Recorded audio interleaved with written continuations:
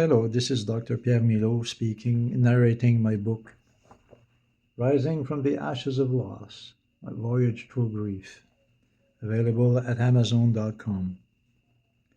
Post number 21. Pre-loss, April 1st. A time of denial, confusion, and disorganization. Shock, resentment, depression, and acceptance. First chemotherapy treatment. The ride to Ottawa was nice and smooth, and the weatherman's predictions were correct. For once. Sunny and no threat of snow that day. Great, I thought. It's looking good for the trip back home too. Even though the road was dry and safe, I felt shaky and wary. Louise was silent and stared straight ahead with a look of concern that said it all. Numbed at the expectation of what was to come, we barely talked for an hour, the hour it took us to arrive at the hospital. A destination, the 8th floor of the Ottawa General Hospital, is where the ovarian cancer treatment department was located. And we were not at all that keen to get there. We did arrive eventually, though. And after parking the car, we entered directly into the cancer center and walked nervously onto the elevators. The elevator bell sounded its usual ding, and the door opened up, giving way to a series of long corridors filled with stretchers, linen carts, disembodied voices talking over intercoms, and the usual hospital apparatuses. Reluctantly, walking out of the elevator, we headed off towards the nurse's station neighboring the dreaded room. That mysterious room. I remember it well now, as I passed it so many times in my previous visits to the hospital during Louise's stay after the surgery. Every time I walked in front of it, I felt it projected a kind of mystifying aura that somehow made me weak at the knees. It freaked me out. Freaked me out, to be more precise, but at the same time, it also triggered an extreme sense of curiosity that I could not ignore. What's going on in there? What's going on in there? The last resorts for the hopeful Walking Dead? Being nasty here. I asked myself every time I dared to give the room a furtive look. I could only imagine the worst, and over again. The scary scene of people lying down on beds, helplessly wired up to convoluted plastic tubes, getting their veins pumped up full of burning chemicals, came to my mind. How awful it must feel for them to patiently sit for hours in this torture room, desperately hanging on to their last stretch of life, hoping for a miracle. The mere idea of the whole scenario was intolerable, and with hurried steps, I would walk away from the place thinking, not for now, not for now. An empty brush off if I ever made one, and I knew damn well that now would come too soon.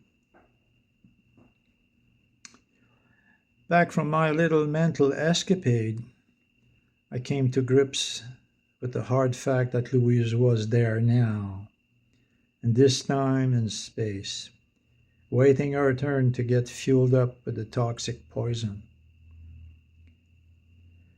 What's this going to do to her system, I thought. I mean, face it, the stuff is so strong and toxic that we were told to wear gloves to clean the toilet bowl on the first 2 times Louise urinated after the treatment. Wow. I was also seriously warned to use extreme care if I dared to relieve myself right after Louise used the toilet. Otherwise, I could fry my little man things if they hung down too low to the contaminated saucer. What a horrible thought. Phew, who really wants that? Is that really serious? But it is, that's what they said. I couldn't believe we were there. It didn't seem possible that this was happening to us, to me. Chemotherapy, the big C. Oh my God, this was scary and unreal. I wanted to run out of there as if the plague was after me. But Louise, the real trooper, without flinching an inch, waltzed right in there, lay down on an empty bed, and waited coolly for the attending nurse. If she was nervous, she hid it very well. Wasn't she scared and depressed like me? Wasn't she resentful that even though she always worked hard at taking care of herself, she still ended up in this horrendous place? If I were her, I would be beside myself with fear, and I don't know how dignified I could remain. Ah, my trooper, I'm so very proud of you. I thought at that moment. Hi, my name is Angie, and I will be looking after you today, we suddenly heard from an approaching nurse. She was a friendly-looking, middle-aged, full-bodied, gray-haired woman who spoke with a soft and gentle voice. According to her demeanor and assuredness, she looked like she's been doing this for a long time. Reassuring, I thought.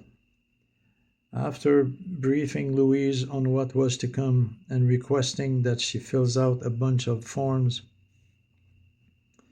Angie hooked Louise up to the monitor and proceeded with the customary pre-treatment test: blood pressure, pulse, temperature, etc., etc. She also consulted Louise's charts containing the previous day's blood test results to verify if she was up to taking the treatment. When Angie decided that everything was cool, she expertly and gently stuck a needle in Louise's arm and connected it to a tube hooked up to a clear plastic bag hanging over Louise's head from the bedpost. The treatment was to last approximately 5 to 6 hours. Gosh. I sat comfortably in the lounge chair by the bed, picked up one of the many magazines lying around, and prepared for the long, long day ahead. Reading did not do it much for me. Reading did not come easily, and my worried mind was unsettled and wandered off continuously. As I kept a monitoring eye on Louise, I gave in to my reveries and slowly allowed my mind to slip back in time. Go back in my own world, reminiscing on the past few horrendous months. Wednesday, March 2008. That was when they were removing the stitches. It was 7 at night, and Louise and I were cooling our butts in the doctor's office, waiting to have her stitches from her hysterectomy removed. And we were prepared for the long wait to come. You see, our GP offered this after-hour service without appointments, which we appreciated, mind you. But dumber was that we had to arrive 2 hours before the last scheduled appointment was over at 9 p.m. 9 p.m. It's all very nice for him to do this, but one has to consider that the only reason we accepted this opportunity is because the first scheduled appointment available with him was in 3 months. Can't wait 3 months. Yes, you read correctly. Our very own family doctors could not schedule us before 3 months' time. Pity. We'll have the good old days gone when we could see our doctor at a day's notice. But I shouldn't complain, as the alternative would have been to drive 3 hours back and forth to the hospital to have the procedure done, and still probably wait for another couple of hours in the sitting room. So I guess we ended up winning on this one. Still. Normally, the long wait would not have been such a problem, but Louise was in a considerable degree of discomfort and was very weak and restless. I also had concerns about the redness along the scar of her tummy, and that the stitches might be painful to take off. Yes, I know I'm a Warty-Wart, but I can't help it. My overprotective instinct, my darn protective instinct always seems to want to take over in moments like this. What can I say? I am what I am, right? Anyhow, my fears were unfounded and the visit went well. The redness around the wound was normal, and aside from one nasty reluctant stitch near the navel, everything was cool.